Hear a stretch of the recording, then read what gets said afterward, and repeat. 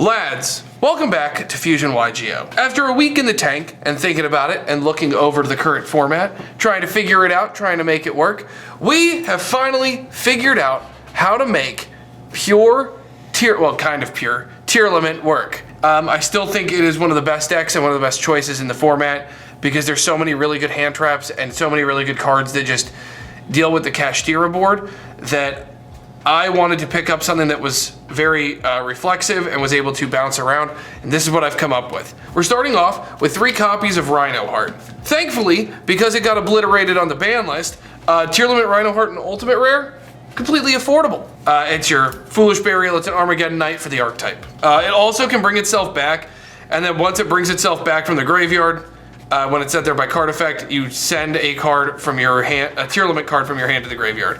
So this card can actually get you started, and there's a lot of times where you won't even summon. So if you can't get certain cards for whatever reason, you can always change them out with Lava Golem and Sphere mode because you do a lot of milling in this deck. 3 copies of Tearlament's Kashtira. Kashtira is one of the better starters, and it's one of the things that actually helps you play through Interruption a lot better now that the little ones are limited. It is a water, so you banish a Tearlament from your hand, a Tearlament or a Kashtira, typically a Tearlament, from your hand or graveyard, and then you special summon it, and when it's special summoned, you can mill the top 3 cards of either player's deck, but you get to choose one. It's typically always yourself, but there are instances where you want to mill your opponent. Just like if they're down to like 3 cards, you go, okay, well now you lose.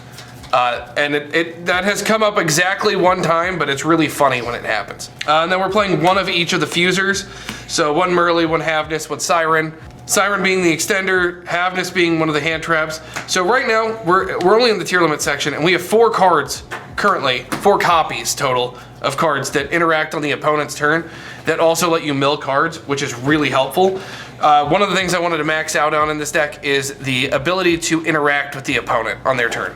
So Havness, and then Merly is here as a name. It's the primary normal summon is Rhino Heart, but sometimes you have to summon Merly. Sometimes it is what it is. 3 copies of Primeval Planet Paralino and a Terraforming, so 4 copies of Primeval Planet. You want a way to Tearlament names to help you extend, to help you get into plays, so that you can control when you're fusing, so you can play around things like Bysteals, DD Crows, what have you. So having a lot of ways to search out Tearlaments is incredibly important. We're also running 3 copies of Scream. Scream dropping your opponent's monster's attack points by 500 is really nice. Whenever a monster is summoned while you control a Tearlament, you get to mill 3, is always nice. And that triggers on normal summon, so if like you normal summon Rhino Heart or special summon Kashtira, while Scream is active, even if you have an empty board, it will still mill the 3. So you can go really deep with it. And when it's sent to the graveyard by a card effect, you get to add a Tearlament's Trap from your deck to your hand, which comes in clutch for resummoning Rhino Heart, which is always really nice. We're also playing 1 copy of Grief. It lets you get a banished trap, because what you want to do is typically you want to banish one of the traps with Kashtira and then mill into Grief, and then Grief will let you re-add that trap for free. So it's a way to kind of search your traps. That's it for the spells. For the traps for the Tearlament package is 2 Suliek and a Meta Noise. Meta Noise is a really good pick for the format because it's Book of Moon. And it lets you fusion summon on your opponent's turn, which creates more interaction. Always nice. But when it's sent to the graveyard, you get to target a Tearlament monster in your graveyard, add it to your hand. And Suliek, when it's sent to the graveyard, lets you Rhoda one of your Tearlament monsters. So, and it's an infinite impermanence that also will let you fusion summon or mill on your opponent's turn, which is really good. Next up is the Earth Fairies. We're still running Agito, Kelbeck, Keldo, and Mudora. We are still running these. Being able to mill 10 extra cards is always powerful in a deck like this. And Kashtira, like, yeah, you're giving them ways to interact with you, but the thought here that you just don't care. Being able to mill that much is incredibly powerful in a deck like Tearlament that's just going to recur resources, hopefully go in for a big push in for game. We're also running the King of the Swamp package, so we've got 3 King of the Swamp and a Poly. You have to run these. It's a way to make certain cards in the extra deck even viable. But if you have a way, if you open this and a way to Rhino Heart, you're in a very good spot, and you become instantly Bysteel proof, which is really, and Nibiru proof, which is really nice, because you'll just make Rulukalos first, and then it can be your second summon, and you'll have a poly in hand, which is really strong. So you'll be able to deck thin out the cards you want to keep in your hand. We're also playing a small Shaddoll package. We're playing 1 Squamata, 1 Beast, and 1 Hollow. So Squamata is here to facilitate getting the other one out of the deck before your big mills, so that you can continue milling and getting what you need into the graveyard to start popping off like a psycho.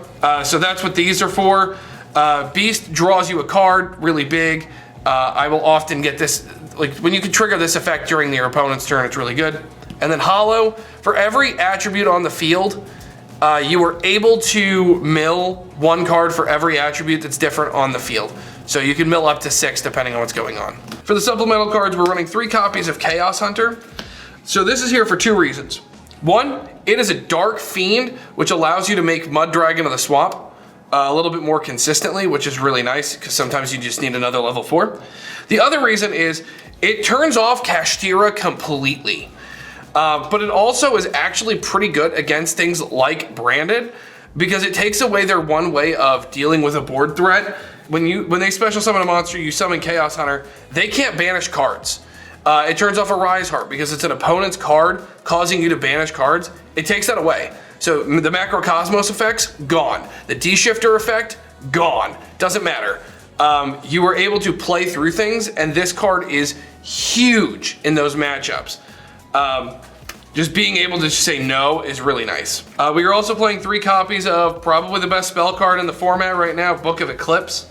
Massive Book of Moon. If you're going second, this card's a blowout, because if you're able to start going off and going crazy, this card will just blow your opponent out because they won't have any cards left on field. You'll just yeet it all out of existence and just push in for game. And the deck is very effective at it. And lastly is 2 copies of Foolish Burial Goods. This is typically to dump Celiac, so you can get your play started. It really helps you push through things like hand traps and stuff, and forces hand traps early. And then 1 Foolish Burial. If you have everything, like there are instances where you'll use Foolish Burial to dump a King of the Swamp. There are instances where you'll use it to dump Kelbeck or Agido to get mills started. This card is so versatile in this deck specifically that it's really funny. And a Feather Duster because I don't want to lose to Labyrinth. It's really the only reason it's here. That's the main. Let's do the extra. In the extra, we've got 1 copy of Mud Dragon of the Swamp, which I've alluded to and you've seen already. 1 copy of Winda. This card you can summon at the end of your combo. You can summon during your opponent's turn off of a Celiac. You can summon this in the middle of their turn when they're trying to make a big push, like they've summoned a Fenrir and then you just summon this instead. There's so many options that this card just really hurts people. Doing this when your opponent blind Branded fusions and they use something and you negate it and you're able to summon. Being able to just summon a Winda on them is really big because it takes away their battle phase or so many other plays. 1 copy of Dragos Stapelia. This is specifically in here to deal with Sprite, because Sprite just, negate an effect, turn it to level 1, and it takes away a lot of their extension too. Forces them to use Starter earlier, which can put you in an advantageous position. 1 copy of Rulukalos. You summon it with King of the Swamp. It's the negate. Kaleido Heart. This is to help you clear boards and to push in for game. It's one of your board game enders, one of your game enders, because you'll push in and do a bunch with it. 1 Grapha, the Grapha Dragon Overlord of Dark World. Card's insane, taking away monster effects or standard spell trap effects to become a discard effect that's just an effect, not a cost. So you can trigger your Tearlaments during your opponent's turn with it. Taking away their spell or trap or monster effects is just gigantic, and it's big. And lastly, for the fusions, is Guardian Chimera. Gains you so much advantage. It's really nice, and you can kind of control what you're drawing in the late game, in the grind game, because you're just constantly looping the cards you need back. For the Xyz package, we're running 1 Dweller. This is just in case you run into like a mirror match or what have you.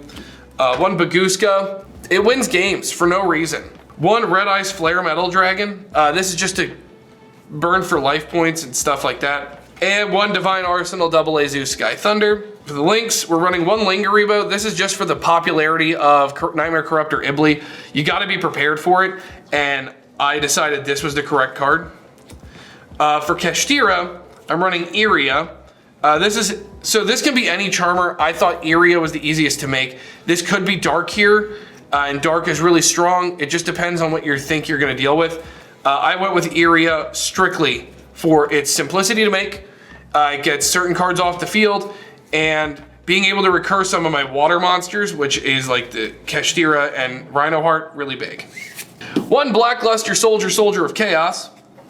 It steals games, it's massive, and there are a lot of decks that just can't deal with a BLS plus everything else the deck can put out. And lastly is an access code talker. The reason I'm not running multiples of anything is not because I don't respect Mind Hacker, but it's because you like as the Kashtira player, you have to guess which one of these 15 is the most important to my line. Good luck with that, because there's times I don't even know. I'm just kind of figuring it out on the fly. Next up is the side deck. So we're gonna run 3 copies of Nib. That's just to put in more oppressive hate for Kashtira.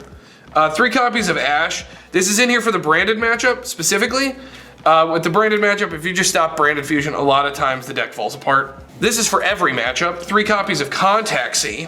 Being able to give them a card that they just can't do anything with because it's a level 6, it's an Earth, it's a bug, so it just doesn't work with branded or Kashtira or any other deck really that's special summons from the extra deck. This just turns it off. Just really nice. It's our Corruptor Ibly.